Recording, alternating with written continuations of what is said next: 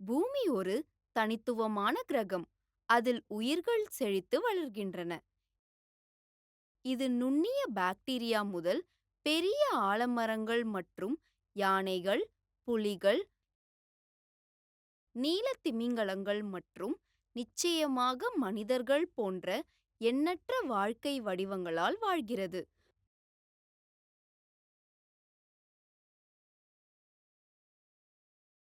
பூமியானது நிலம், காற்று, நீர் ஆகியவற்றின் கலவையாகும். சூரியனிலிருந்து மிதமான தூரத்தில் இருப்பதால், மிதமான வெப்பநிலையாகவும் இருப்பதால் பூமியில் உயிர் வாழ்வதை சாத்தியமாக்கியது. லித்தியோஸ்பியர், அட்மாஸ்பியர் மற்றும் ஹைட்ரோஸ்பியர் ஆகிய 3 கோளங்களின் குறுக்குவெட்டில் மட்டுமே வாழ்க்கை செழிக்கிறது.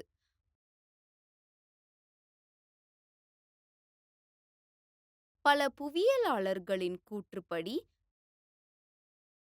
வாழ்க்கையே உயிர்க்கோளம் என்று அழைக்கப்படும் ஒரு தனி கோளமாக உள்ளது. பயோஸ்பியர் என்ற வார்த்தை கிரேக்க வார்த்தையான பயோஸ் என்பதிலிருந்து பெறப்பட்டது, அதாவது உயிர், மற்றும் ஸ்பைரா என்றால் கோளம், அதாவது பூமி. இது சுற்றுச்சூழல் கோளம் என்றும் அழைக்கப்படுகிறது. எனவே பூமியில் உயிர்கள் இருக்கும் பகுதி உயிர்க்கோளம் என்று அழைக்கப்படுகிறது. 9ஆம் வகுப்பு சமூக அறிவியலிலிருந்து உயிர்க்கோளம் பற்றி மேலும் அறிந்து கொள்வோம். கற்றுக்கொள்வீர்கள். உணவு சங்கிலியை விளக்குங்கள்.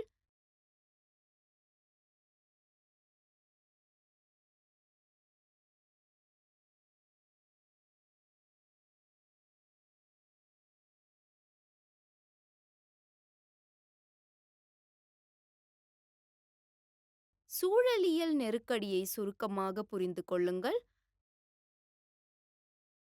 இயற்கை தாவரங்கள் மற்றும் காடுகளின் வகைகளை வகைப்படுத்தவும்.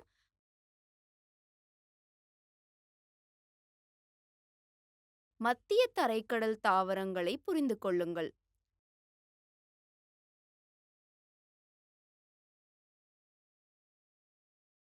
முக்கிய வார்த்தைகள்: உணவு சங்கிலி,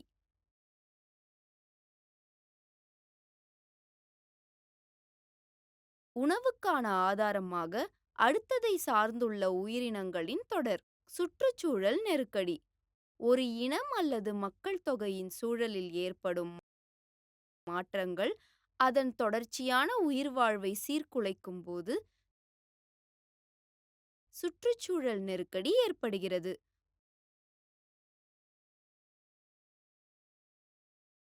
உயிர்க்கோளம்: பூமியின் மேற்பரப்பு மற்றும் வளிமண்டலத்தின் பகுதிகள் அல்லது உயிரினங்களால் ஆக்கிரமிக்கப்பட்ட மற்றொரு கிரகம். சிதைவு: அழுகும் நிலை அல்லது செயல்முறை.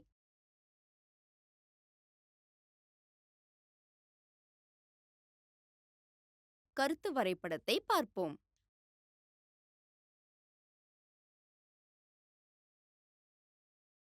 அனைத்து வகையான உயிரினங்களும் நிலம், காற்று, நீர் மற்றும் சுற்றியுள்ள சூரிய ஒளி ஆகியவற்றுடன் ஒருங்கிணைந்த தொடர்பை கொண்டுள்ளன. வாழ்க்கையின் பல்வேறு வடிவங்கள் ஒன்றோடொன்று தொடர்புடையவை. அவை ஒரு சிக்கலான உணவுச் சங்கிலியின் ஒரு பகுதியாகும், அதாவது ஒரு வகையான வாழ்க்கை மற்றொரு வகைக்கு உணவாகிறது.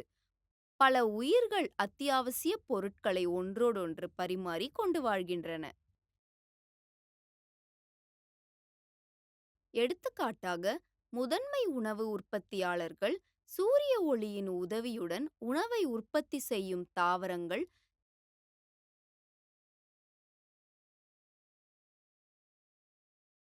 தாவரங்கள் மண்ணிலிருந்து அவற்றின் முக்கிய ஊட்டச்சத்துக்களை எடுத்துக்கொள்கின்றன. தாவரங்கள் உற்பத்தி செய்யும் உணவை தாவர உண்ணும் விலங்குகள் உண்ணும். பொதுவாக மான், கால்நடைகள், ஆடுகள், யானைகள் போன்ற ஹெர்பிவர்ஸ் என்று அழைக்கப்படுகின்றன.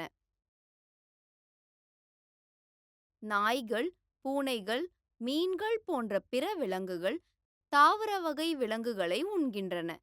இந்த வழியில் மறைமுகமாக தாவரங்களை சார்ந்திருக்கின்றன. பாக்டீரியா மற்றும் பூஞ்சைகள் இறந்த மரங்கள் மற்றும் விலங்குகளின் சிதைவுக்கு உதவுகின்றன மற்றும் தாவரங்கள் அவற்றின் வளர்ச்சிக்கு ஈர்க்கும் கரிம சேர்மங்களாக அவற்றை உடைக்கின்றன. இவ்வாறு வாழ்க்கை சுழற்சி தொடர்கிறது.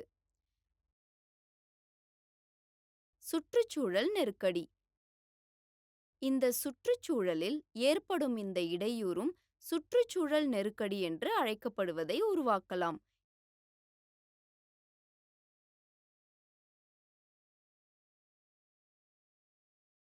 எடுத்துக்காட்டு: காற்று, நீர் அல்லது மண்ணில் நச்சுப் பொருட்களை கலப்பது. பல தொழில்கள் ரசாயனங்கள் மற்றும் உலோகங்களை பயன்படுத்துகின்றன. அவை ஓடைகள் மற்றும் ஆறுகளில் பாய்கின்றன. இது தண்ணீரில் இத்தகைய ரசாயனங்களின் அளவு அதிகரிக்க வழிவகுக்கிறது. பூமியில் உள்ள அனைத்து உயிருள்ள மற்றும் உயிரற்ற பொருட்களும் ஒரு வழியில் அல்லது மற்றொன்று ஒன்றோடொன்று இணைக்கப்பட்டிருப்பதால் ஒருவரை பாதிக்கும் மாற்றங்கள் சரியான நேரத்தில் மற்ற அனைத்தையும் பாதிக்கின்றன. இயற்கை தாவரங்கள். இயற்கை தாவரங்கள் பொதுவாக 3 பரந்த பிரிவுகளாக வகைப்படுத்தப்படுகின்றன. போதிய மழை மற்றும் சூரிய ஒளி உள்ள பகுதிகளில் காடுகள், மிதமான மழை பெய்யும் பகுதிகளில் புல்வெளிகள் மற்றும் வறண்ட பகுதிகளில் புதர்கள்,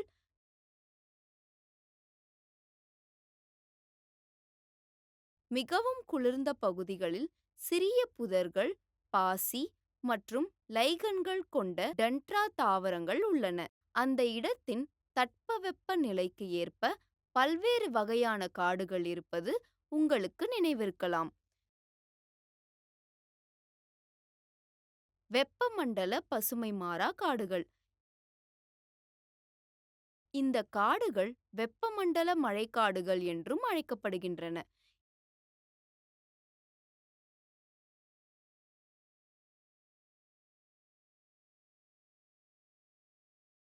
இந்த அடர்ந்த காடுகள் பூமத்திய ரேகைக்கு அருகாமையிலும் வெப்பமண்டலங்களுக்கு அருகாமையிலும் காணப்படுகின்றன. இந்த பகுதிகள் வெப்பமானவை மற்றும் ஆண்டு முழுவதும் அதிக மழையை பெறுகின்றன. குறிப்பிட்ட வறண்ட காலம் இல்லாததால் மரங்கள் இலைகளை முழுவதுமாக உதிர்ப்பதில்லை.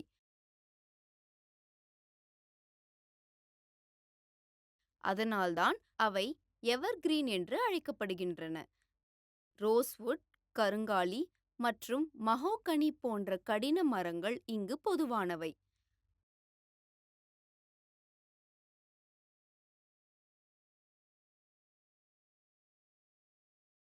வெப்பமண்டல இலையுதிர் காடுகள்.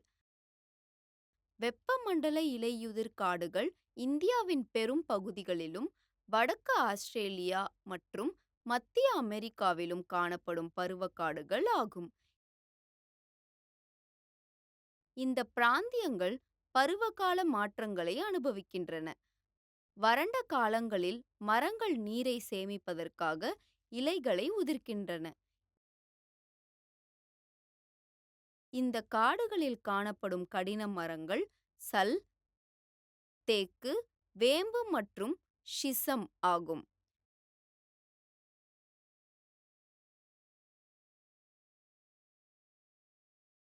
மிதமான பசுமையான காடுகள். மிதமான பசுமையான காடுகள் மத்திய அட்சரேகை கடலோர பகுதியில் அமைந்துள்ளன. அவை பொதுவாக கண்டங்களின் கிழக்கு விளிம்பில் காணப்படுகின்றன. எடுத்துக்காட்டாக, தென்கிழக்கு அமெரிக்கா, தென் சீனா மற்றும் தென்கிழக்கு பிரேசிலில்.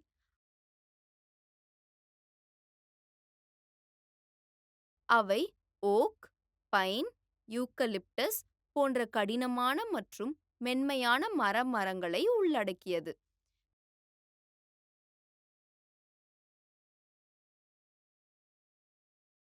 மிதவெப்ப இலையுதிர் காடுகள் இவை அமெரிக்காவின் வடகிழக்கு பகுதி, சீனா, நியூசிலாந்து மற்றும் சிலி மற்றும் மேற்கு ஐரோப்பாவின் கடலோர பகுதிகளிலும் காணப்படுகின்றன.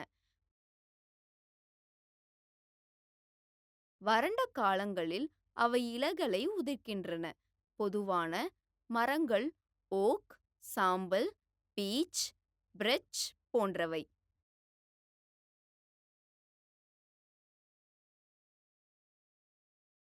மத்திய தரைக்கடல் தாவரங்கள் கண்டங்களின் மேற்கு மற்றும் தெற்கு ஓரங்களில் மத்திய தரைக்கடல் தாவரங்கள் உள்ளன.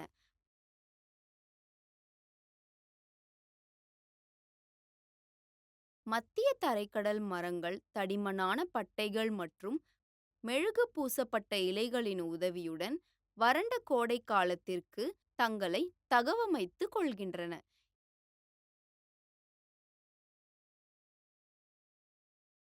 இவை பெரும்பாலும் ஐரோப்பா, ஆப்பிரிக்கா மற்றும் ஆசியாவில் மத்திய தரைக்கடலை சுற்றியுள்ள பகுதிகளில் காணப்படுகின்றன. இந்த பகுதிகள் வெப்பமான வறண்ட கோடை மற்றும் ஈரமான குளிர்காலத்தில் குறிக்கப்படுகின்றன. ஆரஞ்சு, அத்தி, ஆலிவ் மற்றும் திராட்சை போன்ற சிட்ரஸ் பழங்கள் இங்கு பொதுவாக பயிரிடப்படுகின்றன.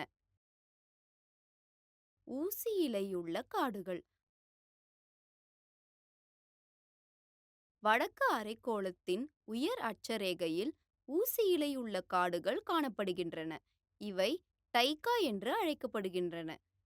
இந்த காடுகள் உயரமான பகுதிகளிலும் காணப்படுகின்றன.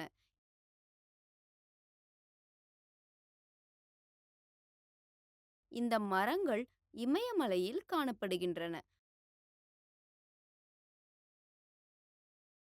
அவை உயரமான, மென்மையான மரம், பசுமையான மரங்கள். காகிதம் மற்றும் செய்தித்தாள் தயாரிக்க பயன்படும் கூழ் தயாரிக்க இந்த மரங்கள் மிகவும் பயனுள்ளதாக இருக்கும். சிர்பைன், சிடார் ஆகியவை இந்த காடுகளில் உள்ள முக்கியமான மரங்கள்.